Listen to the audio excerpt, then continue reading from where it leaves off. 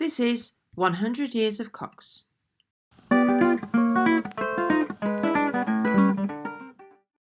You are listening to a podcast by Francis Thompson.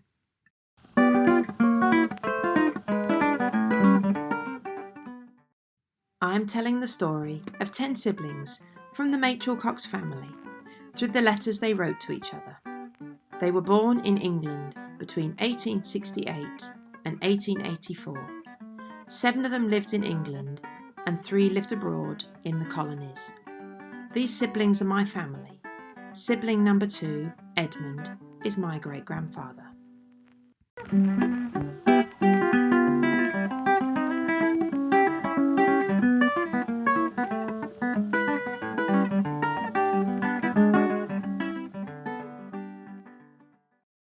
In this episode, we are still in budget number 8, and we have letters from Vera, who is sibling number 10, Edmund, who is sibling number 2, Avice, who is number 9, and Enid, number 1, and they are discussing a huge variety of topics. It is September 1907. Vera is at home with the parents in Sydenham, South London. Edmund is back in his parish in Derbyshire.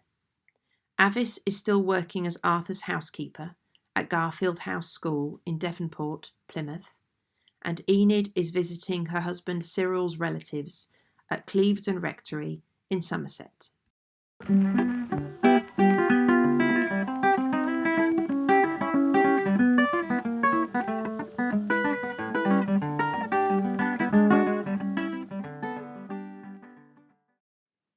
Vera's letter. 13 Longton Avenue, Sydenham, 10th of September 1907.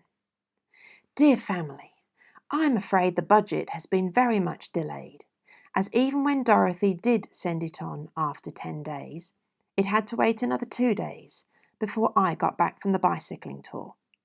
I can only say I am very surprised at Dorothy, and she did not offer the only excuse, a good long letter. It is very delightful this time that there should be a letter from every single member of the family. Wilfrid's letter has come just in time for me to put it in as I take the old one out. I have now got Cuthbert's old letter and have sent it on to Wilfrid, and I hope it will catch up with the last edition of the budget all right before it is sent on to Aldwyn. Wilfrid, we had some very successful picnics at Studland, and, strange to say, I believe that nothing was ever forgotten. Aldwyn's letter is very interesting, but the photograph is too awful for words. I did laugh at Mr. Kerwin's method of sending out punch. It would never have occurred to me. Aldwyn, if you care to have the Church Times sent regularly, I can send you on ours every week. But I dare say, by the time you read this, you will have found out who does send it to you, and will have induced them to send it more regularly. Avice's illustrations are perfectly beautiful, I think. The bicycle incident is most realistic, and I roared with laughter over it. I think I've got all the family portrait walks right, though there was some doubt over number 2 and number 5. I have just had Arthur's enlarged photograph of Avice framed, and it really looks charming. Burr, your letter would have been worth having if you had only put in the opening verse and no more. Strange to say, I do not feel flattered at having been given Miss Sutton's body. I am impressed with your artistic ability, but I would rather never play tennis at all than look like that little elephant. Neville's letter is extremely interesting, right from beginning to end, and I am so pleased that such a wonderful record of the cycling tour has been enclosed in the budget for posterity. I seem to have nothing to say, as most of us were together in the bicycle tour, but I must say how very much I enjoyed it, and thanks to Neville's endless labours, it went off without a hitch. I am almost sorry that everything was enjoyable, and as I was not being expected to look at everything old, I thoroughly enjoyed the architecture part, churches, castles, etc. I was very struck with Salisbury Cathedral, both inside and out, a most perfect work as a whole. I believe the entire cathedral was built in only about 40 years, a most unusual occurrence. Hereford also impressed us very much, though in quite a different way. The outside was disappointing, the enormous solid tower looking very squat, but inside it was most fascinating to my mind, the blending of all the different periods. We went to evensong in the cathedral, and it was beautiful. The choir was simply grand, and the building itself seemed to fascinate you. The dying daylight shining through the stained glass in the Lady Chapel at the back of the altar had a most impressive effect, seen beyond the brilliantly lighted chancel. I find my pen runs away with me directly I start on the tour, so I must restrain myself, as it would be very dull to most of you. I think the most beautiful bit of scenery that I have ever seen was the run down from Chepstow to Tintern Abbey, a downhill stretch of road with the glorious ruins of the abbey appearing through the trees. Stratford-upon-Avon, where we stopped the last night, is a most delightful old town. As a rule, I hate show places and all the things that must be seen, but this is quite the exception. Certainly your money flies, and really the shops are most tempting. The Americans are not the least part of the amusement. We had thought of stopping at a farmhouse Avice had stopped at before when on a bicycling tour at Stratford-upon-Avon. She said it was just about a quarter of a mile out of Stratford, on the Warwick Road, or at most not more than a mile, and as we were bicycling from Warwick, we thought it would come in handy. However, just as we got to a milestone, saying 3 miles to Stratford, Avice found the farmhouse. So much for her idea of distance. By the way, I am now earning £20 a year as sub-editor of the Reliquary. It remains to be seen how it will work. Your affectionate sister, Vera. Notes on Vera's letter. In Wilfrid's last letter, in episode 12, Dear Budgeteers, he was asking about the summer holiday at Studland, saying he was looking forward to hearing stories about tea picnics. Who let the fire go out? Who forgot the salt? What did they do when it rained? And what was left behind? Tea picnics were evidently a thing. It is peculiar for us to imagine people on holiday going out for a picnic at tea time, sitting in a field, lighting a fire, taking a kettle with them, as well as everything needed for making a pot of tea, as well as the food required. Vera's reply is that they had some very successful picnics at Studland, and nothing was forgotten this time. Someone is sending a copy of the Church Times to Aldwyn in Malawi, and Aldwyn doesn't know who is doing this. Aldwyn is also regularly receiving Punch, which was a humorous, satirical magazine. But Punch is now sent, hidden inside a second copy of the Church Times, and it now regularly arrives safely, much to the amusement of everybody. There is also a lot of hilarity amongst the siblings regarding the photo which Aldwyn had enclosed. He had been ill with typhoid fever in a village in Malawi for 7 weeks, and so he had a 7-week growth of hair and beard. None of my wealthy, proper ancestors had seen anything like it. No gentleman would ever let their hair grow long, and so his photo was a real curiosity. Aldwyn stated that it should be destroyed after everyone had seen it. Sadly, it probably was, and we can only imagine what a respectable Anglican missionary of 1907 would look like in such a photo. Aldwyn's typhoid fever is described in his last letter, in episode 12, Dear Budgeteers. The Reliquary and Illustrated Archaeologist was a quarterly journal devoted to the study of the early pagan and Christian antiquities of Great Britain, which cost 2 shillings and 6pence. Dr. Cox wrote for the journal for decades and was also editor for some years. Vera, as the youngest daughter, was Dr. Cox's unpaid assistant for many years. She compiled the indexes for his books. She drew illustrations, and she proofread his manuscripts extensively. As Dr. Cox is getting older, he is acknowledging the work of his youngest daughter for the first time, and paying her for the clerical work she's been doing for years. This was how the reliquary was described in another book by Mr. Shepherd. It shall be of real value and service to the general historian, the archaeologist, the biographer, the genealogist, the artist and the topographer, and to men of science and of letters in every walk of life. It shall afford entertainment and instruction to every class of readers. Its contents will be varied, as the glorious scenery and natural beauties of the country itself are.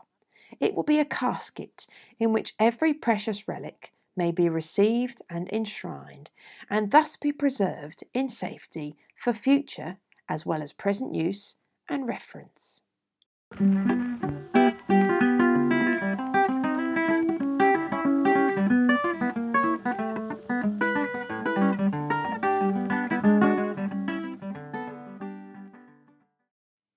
Edmund's letter. Woolly Moor, Wednesday 25th of September 1907. Dear Family B, I am afraid that I have been a great sinner, as I am horrified to find that I have had the bee for almost a fortnight. Please don't miss me out next time, and then I will really try and make up for it. The first sample copies of my cycle tour photos arrived yesterday. I am endeavouring to somewhat atone for my poor conduct by immediately enclosing them as a peace offering to the budget. I am afraid they will make a little extra weight, but I cannot afford to send everyone a set, and also I am quite aware that they are hardly worth sending, as they are a decidedly poor lot on the whole. My camera unfortunately went wrong, and it is now going away to be overhauled. I must ask everyone to please let them all go round to Vera, who will then take any of them that she thinks worth it for the family photograph album. I propose getting another set printed for Neville's benefit, and 2 or 3 more copies of the Studland ones. A few notes on the various photos. Cuthbert in a haze, about to bathe at Studland. Group of parents and aunts. Note Dad's spotted garments. Family group. Neville acting as showman, to Bernard's great amusement, and Vera's ennui. Photograph of Salisbury, very poor. 2 photos of Stonehenge. A rather good one of the Saxon Church, Bradford-on-Avon. Bath Abbey. Tintern Abbey, a very poor photograph. Hereford from the bridge. Weird, anyone may throw this away. The crooked church spire at Cleobury Mortimer. Enville Church. I am especially sorry that my Chepstow one was no use, nor my snaps of Ludlow Castle and various others. Mr. Ellis is loading some oats from a distant field, and I've promised to lend a hand at the stack as the waggons arrive, but I intend sending this off today, even if I'm able to add no more. I much admired Avice's artistic efforts, and the figures of the family are simply immense. Might I suggest that she sends a further edition, including all the members of the family? I think I have correctly spotted her last lot. I do like your drawings, Avice, and am looking forward to finding out if my guesses are correct. I always much appreciate Enid's delightful Hazel stories, and hope by the time this reaches Enid that she will be well again. Bernard's contribution I much enjoyed. His opening stanza is exquisite, and his photo of Aldwyn's class is truly beautiful. I am always greatly entertained by the artwork and other various amusing enclosures in the family budget. May I suggest a little competition, for which I will promise a small prize? Let every budget member send me a quotation, no matter how short, perhaps the shorter the better, to fit every member of the budget. Neville, Wilf, and parents included, if they can. They may be solemn or ludicrous. They should be sent to me directly, sometime before the budget next reaches me. Then I will put them all on a sheet of paper and enclose them with the next budget, without saying who is responsible for them, and the members shall then vote as to which are the most suitable and praiseworthy quotations. I really think this ought to be rather amusing. Even if any member can only think of one or two, let them please send them. I have been out and pitched 2 loads for Farmer Ellis since writing this last page, and now I have only a bare half an hour before the post goes, so please excuse my handwriting. Neville's cycle tour letter is immense, in more senses than one, but it is a very welcome addition. The other foreign letters I also much appreciated. I always enjoy hearing from Wilf and Aldwyn. I have no time to comment on all letters, except to say that Arthur's appealed to me most of all. I kept chuckling most of the time I was reading it, especially with regard to the ginger beer duel. It only made me regret, more than ever, that I was not at Studland when he was. With regard to the cycle tour, I think all that went know how much I enjoyed it. Unfortunately, I never had the opportunity of snapshotting a spill, as I was thoroughly expecting. It was a great wonder that Avice did not manage one on many occasions, in my estimation. The ride in the Wye Valley was the most beautiful I have ever been on. I was always rather amused when, in the evening, different members were striving to write up their diaries, and often getting most delightfully mixed up. I only attempted a very bare outline. I am sorry to say that I've had to have recourse to inhaling Schiffman's German asthma cure nearly every evening since returning. It is most aggravating, as the weather is simply splendid. I managed to shoot a rabbit the day before yesterday when Mr. Ellis was cutting wheat. As it will probably take me some time to find means of packing this tremendous budget safely, I must now conclude, with many apologies again for the delay, and hoping for better things next time. Best wishes to all, from your affectionate brother, Edmund. Notes on Edmund's letter. He is still a lodger in Mr. Ellis's farmhouse in Woolly Moor, and he's still the priest of 3 churches in and around Clay Cross in Derbyshire. Edmund is still a regular delinquent, forgetting to write his letter and to post the budget on. He knows his siblings will be cross, and he pleads, "Please don't miss me out next time." Although in this letter it is interesting that Edmund has been out helping Farmer Ellis with the harvest, in between his regular activities as a parish priest, and that Edmund likes shooting rabbits as well. Edmund said he laughed at Arthur's description of the ginger beer bottle duel between Neville and Arthur. I must admit, this is currently one of my favourite stories.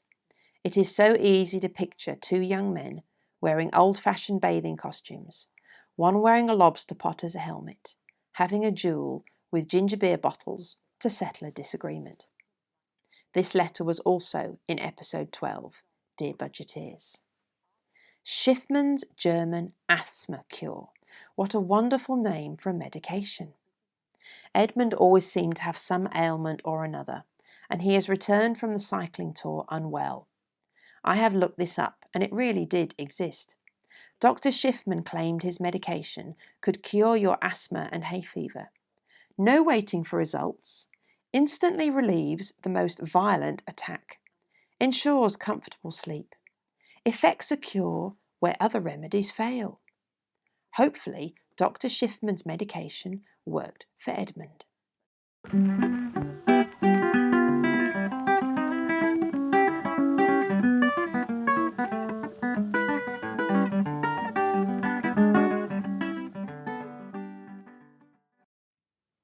Avice's letter. Garfield House, October the 1st, 1907. Dear family, what a perfectly delightful budget this time, and what splendid contributions from Wilfrid and Aldwyn, and Neville's letter about the cycling tour is simply magnificent. Enid, I don't agree with you about the length of letters. I should like it if they were all as long as Neville's last one. I always come to the end too soon. I shan't write much this time, as I have got a suppressed head cold tonight, which makes me feel rather stupid. But I ought to get this written now, or I shall be keeping it over time. Neville has just been paying his last little visit to us, and I really couldn't write a budget while he was here. It has been jolly having him here. Arthur took Neville and me on an expedition to the Dewar Stone, a rocky hill in very pretty country, from the top of which one gets a very beautiful view. Last time Neville was here, Arthur took us there, but it was thick mist then, as Neville said. It did seem so queer going again and recognising the road and the hedgerows and nothing else. Another afternoon we went down to Plymouth and took a small rowing boat from the Hoe and fished with lines for mackerel and pollock. The fish nibbled tremendously. It was quite exciting at first, but they never took a good hold.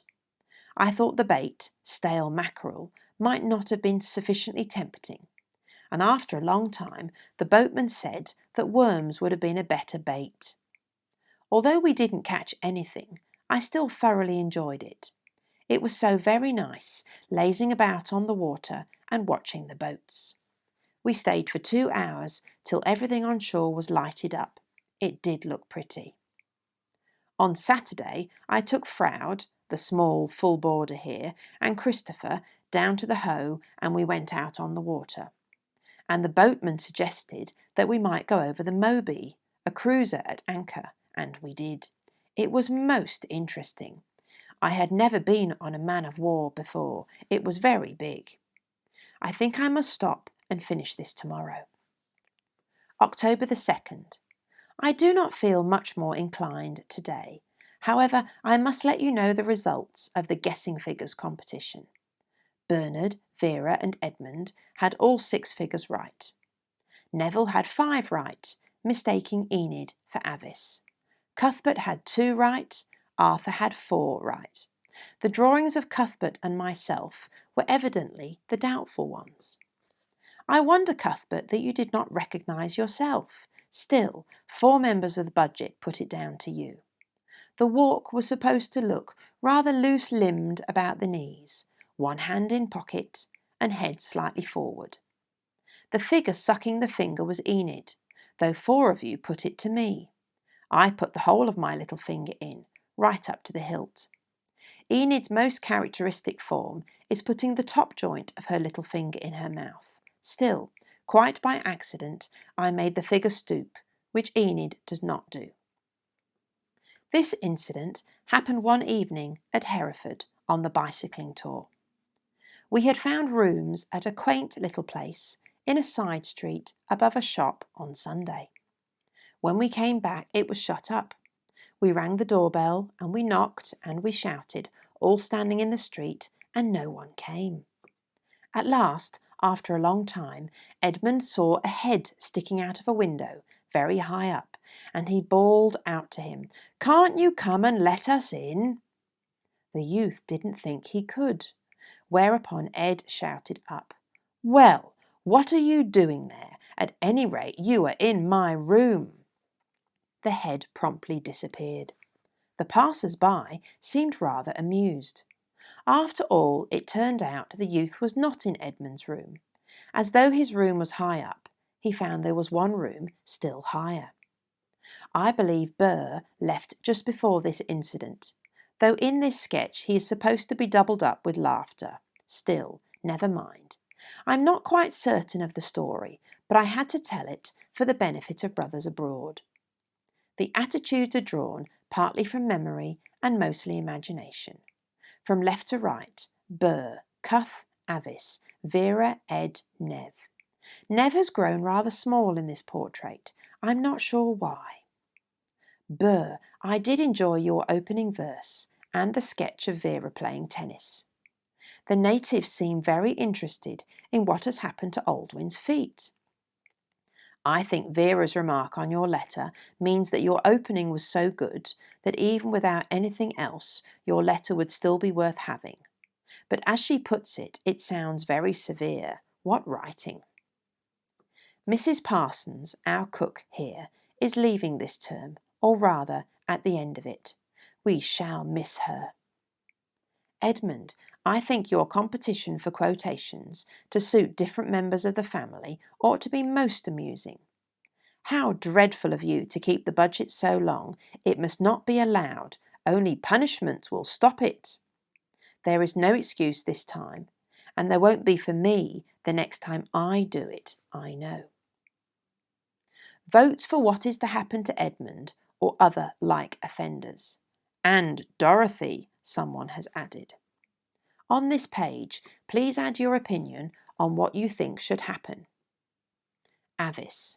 Next time he must send on the budget on the third day. Failing to do this, he must forfeit his turn in the next round. Bernard. A fine of 6pence for keeping it over the week, and a 1 shilling fine if it extends over 10 days. The fines to be put in the University's mission to Central Africa missionary box, which is to be found at St Alban's in Sydenham. Postage stamps accepted. Mother to be responsible for seeing the fines go to the proper quarter. Arthur. Yes, good idea of Bertram's. It is an ill wind, etc. Give the fines to the UMCA by all means. Vera. I agree with Avice.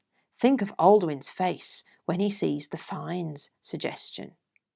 Edmund. Oh dear. I agree, and I will send my 6pence to Sydenham with my old letter. Enid, I wish you could have been with us cycling. It really was a great success. I think Neville's homecoming of 1907 will always be connected with this project of his, the family cycling tour.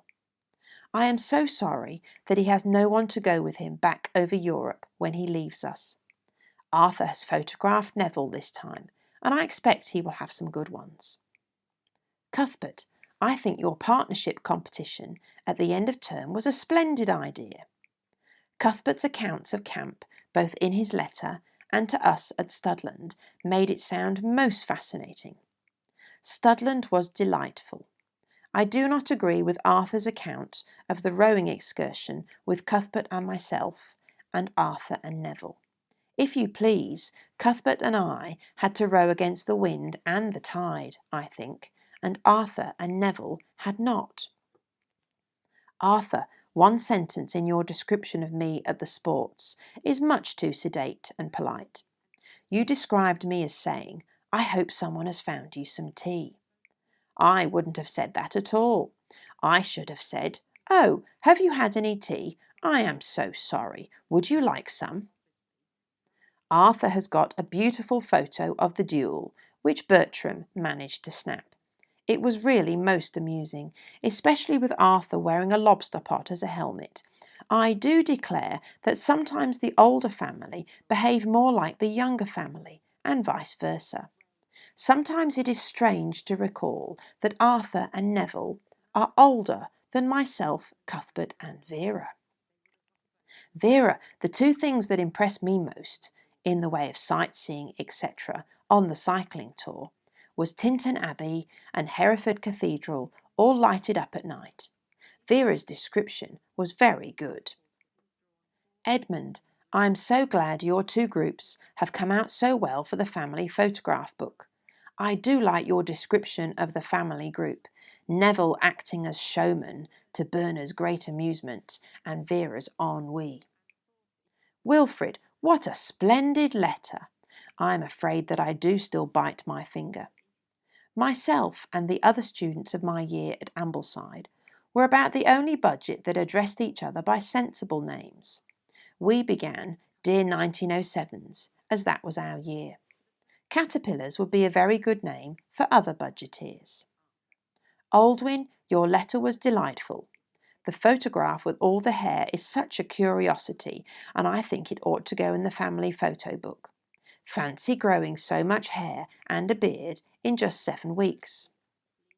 Edmund, I wish I could draw the other members of the family, so as to give a last trial for you, Burr and Vera, but they are more difficult. Perhaps I may if I feel inspired. I must just say that I think you have all got a very nice nephew in Christopher William Machel Cox, though at present he rather likes being waited on. However, he is a dear little chap, though he has several of Arthur's tricks. Oh, Arthur, what will you say to this? I have drawn 4 different members of the budget reading it. Guess who they are at the end of your letters? No, do it on the page I have left out by mistake. Much love to all, Avice. Notes on Avice's letters. I do like Avice's style of writing. Everything is awfully good, perfectly delightful and very jolly.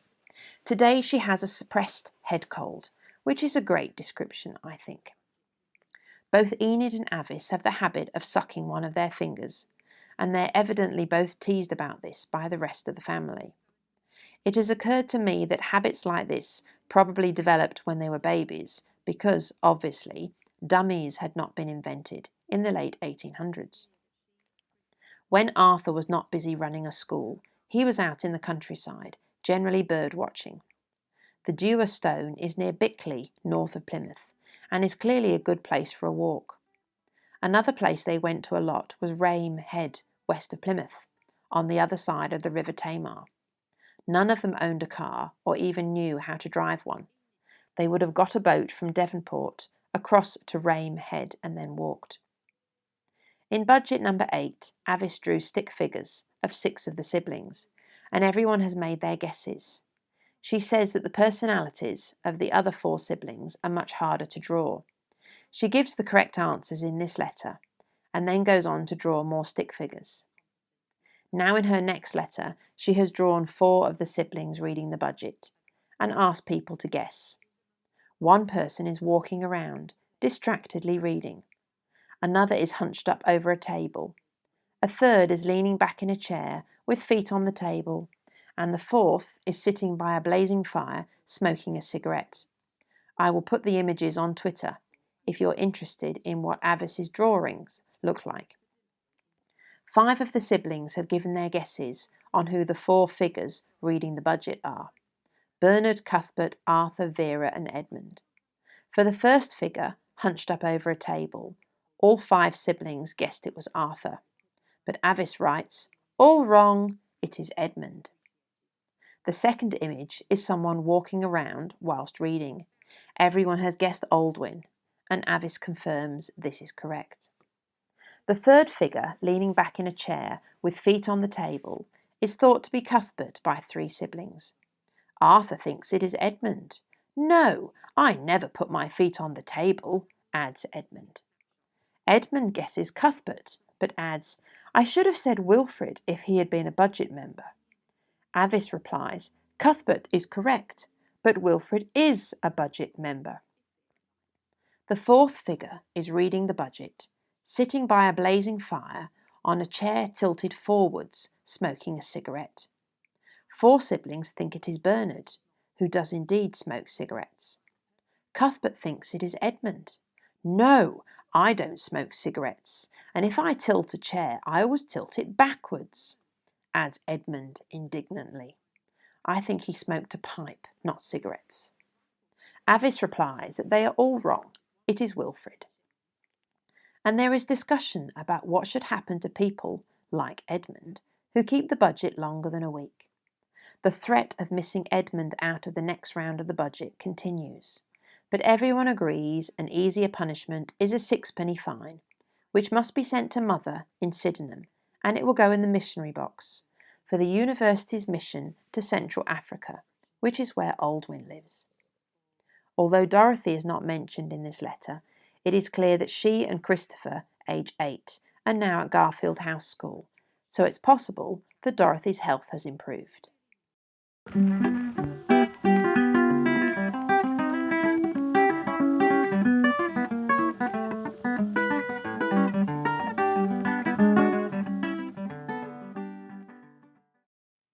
Enid's letter, Clevedon Rectory, October 6th, 1907.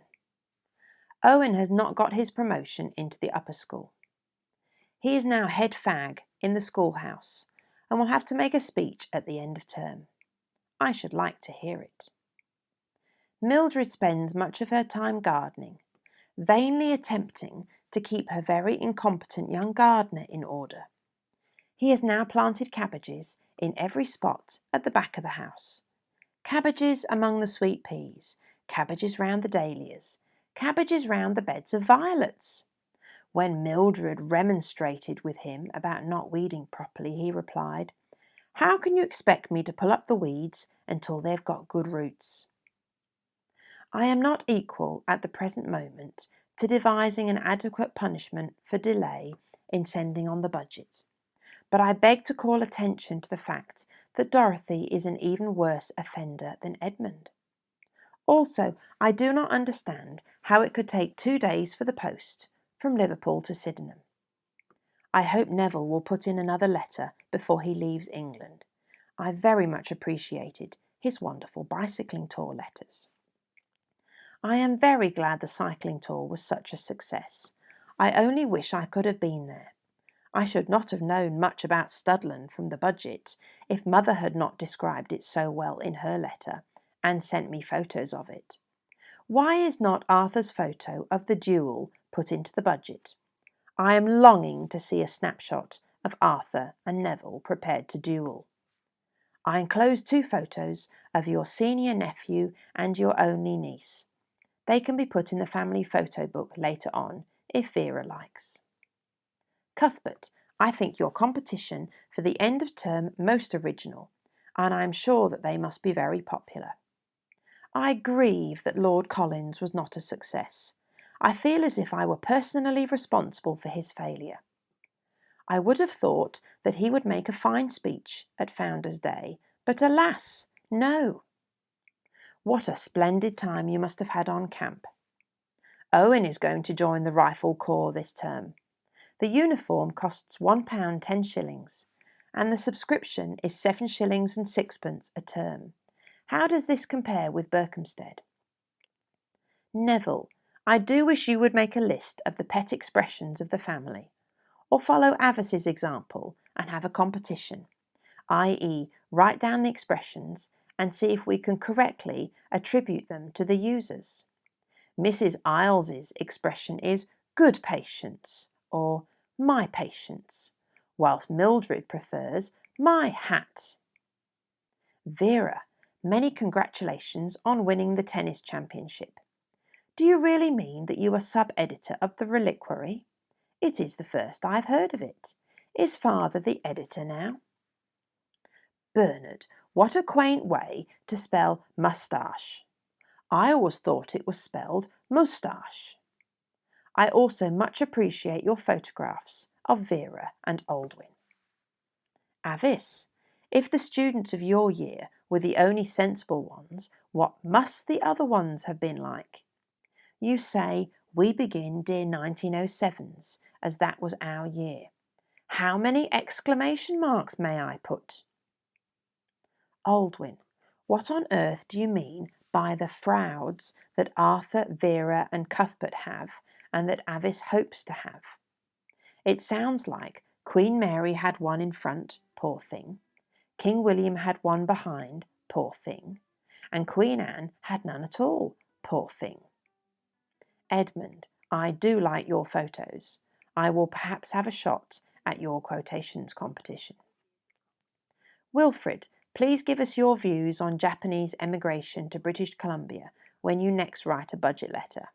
Is the agitation genuine, or is it worked up by the Americans and the Labour leaders? Your affectionate sister, Enid. Notes on Enid's letter. The first page of Enid's letter is missing, but I know the date and the address because that was written on the budget envelope. Enid has possibly been ill, as the others comment on this, but perhaps Enid wrote about that on the missing first page. Fagging was a tradition in British public schools where younger boys acted as a kind of personal servant to older boys. Younger boys were required to clean shoes, make tea and toast, and run errands for boys in the sixth form. It was supposed to be used for maintaining order and teaching responsibility and discipline, but instead it was open to abuse, and it's clear that physical and sexual abuse took place in some schools. The practice died out during the 20th century, mainly because abuse was clearly taking place. But when my husband and I were at a Scottish boarding school 20 years ago, I remember stories of younger boys being required to warm the toilet seat for prefects during cold Scottish winters. Owen is Enid and Cyril's son, and he was 14 in 1907 when he was made head fag of the schoolhouse. He is a boarder at Lockers Park Prep School in Hertfordshire, and he will soon move to the famous rugby school. Enid is laughing at Avice because she says her students' budget starts dear 1907s. Avice left Charlotte Mason College in Ambleside, having trained as a governess in 1903 and not 1907. It was Avice's students' budget that provided the idea for the 10 siblings to begin their own. Enid quotes a rhyme or a riddle. Queen Mary had one in front, poor thing. King William had one behind, poor thing. And Queen Anne had none at all, poor thing. I think it might just be a joke, with the answer being the letter M. Enid is at Clevedon Rectory, in Clevedon, Somerset, which was where Cyril's family lived. Mrs. Isles and Mildred, although I believe there was a Reverend Isles as well, although he is not mentioned. I'm not sure which Anglican church in Clevedon Cyril's family were at. It looks like there is a choice of two, and both churches had a very large detached house with a large garden. Every time I read these letters, I'm aware that the siblings were wealthy and led very privileged lives. Some things in these letters seem very quaint. I can picture Mildred, who I think was middle-aged and unmarried and was Cyril's sister, and she would have been exclaiming, "My hat! Look what the gardener has done now."